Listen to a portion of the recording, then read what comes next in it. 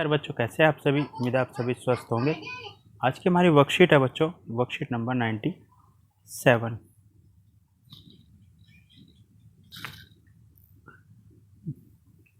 जो कि मैथमेटिक्स की वर्कशीट है क्लास 3 के लिए। यहाँ पर आप सेक्शन लिखें। डेट है आज की 26 अक्टूबर 2021।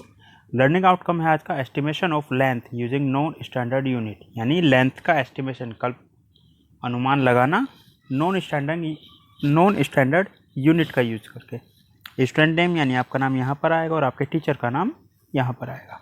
तो पहली एक्टिविटी है बच्चों चित्र पहेली। दिए गए चित्रों को एक जैसा बनाने की कोशिश की गई थी, परंतु बनाते समय चित्र 2 में कुछ गलतियाँ हो गई हैं। आपके इन 4 गलतियों को ढूंढकर अपने अध्यापिका के साथ साझा कीजिए। बच्चों 4 गलतियाँ ढूंढनी है। चित्र 1 ये रहा और चित्र 2 ये रहा। तो चलिए ढूंढते हैं। 2 मैं ढूंढता हूँ, 2 आप ढूंढिएगा। तो पहली जो गलती है बच्चों, देखिए यहाँ पर जो ये है, ये कॉर्नर बने हुए हैं यानी रेक्टेंगल की शेप में है, जबकि यहाँ पर ये हाफ सर्कल की शेप में है। पहली गलती। दूसरी गलती बच्चों देखिए यहाँ पर जो इसका बम्पर है, यहाँ पर निशान है, जबकि यहाँ पर ऐसा कोई निशान भी नहीं है। बाकी 2 गलती आप ढूंढिएगा। हम चलते हैं इसकी अगली एक्टिविटी पर। चलिए बच्चों, तो हमारी दूसरी एक्टिविटी है कमरा नापना, यानी इसमें आपको क्या करना है, अपना कमरा को नापना है। पिछली वर्कशीट में हमने एक खेल खेला था जिसमें आपने रेखा से गेंद तक की दूरी अपने कदमों से चलकर नापी थी। इस तरह से अगर आपको अपने कमरे की लंबाई नापनी हो तो आपके कितने कदम आएंगे, अंदाज़ा लगाइए। तो देखिए इसी तरह से अगर आपको अपने पूरे कमरे की लंबाई नापनी है तो कितने कदम आएंगे, इसी तरह से नापना है जैसे इन्होंने नापा हुआ है, या पिछले वर्कशीट में भी ऐसे ही नापा था। तो पहले अंदाज़ा लिखेंगे कि लगभग कितने आ सकते हैं।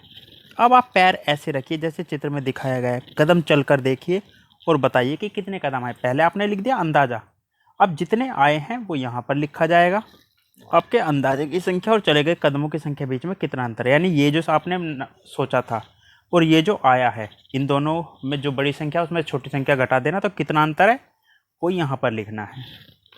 अगर आपके मम्मी या पापा अपने कदमों से चले तो उनके कदमों की संख्या आपके कदमों की संख्या से ज़्यादा होगी या कम होगी। देखिए साफ सी बात है, आपके मम्मी या पापा के कदम होंगे आपसे बड़े होंगे, है ना, तो उनके कदमों की संख्या अपने आप ही कम हो जाएगी, क्योंकि बड़ी चीज़ कम बार में तय कर लेगी उस दूरी को।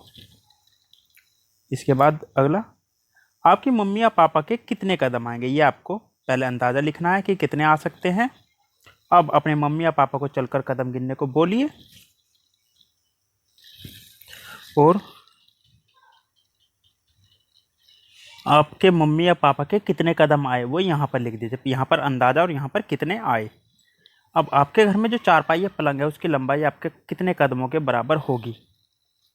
पहले अंदाज़ा, फिर चेक करना है कितने कदम आए, और दोनों में जो अंतर है यानी बड़ी संख्या में छोटी संख्या घटा देंगे तो वो यहाँ लिखना है। ठीक है बच्चों, तो आज की वर्कशीट में इतना ही था। अभिभावकों के लिए सुझाव है, बच्चों से बात कीजिए कि कदमों की अलग अलग संख्या क्यों आ रही है। यदि सबके लिए लंबाई एक जैसी रहे तो उसके लिए हमें क्या करना होगा। और अंत में, कोरोना से बचने के लिए, सुरक्षित रहने के लिए मास्क पहनें ताकि आप और आपका परिवार सुरक्षित रहे। आज की वर्कशीट में बच्चों इतना ही। मिलते हैं कल नई वीडियो नई वर्कशीट के साथ। तब तक अपना ध्यान रखिएगा। धन्यवाद।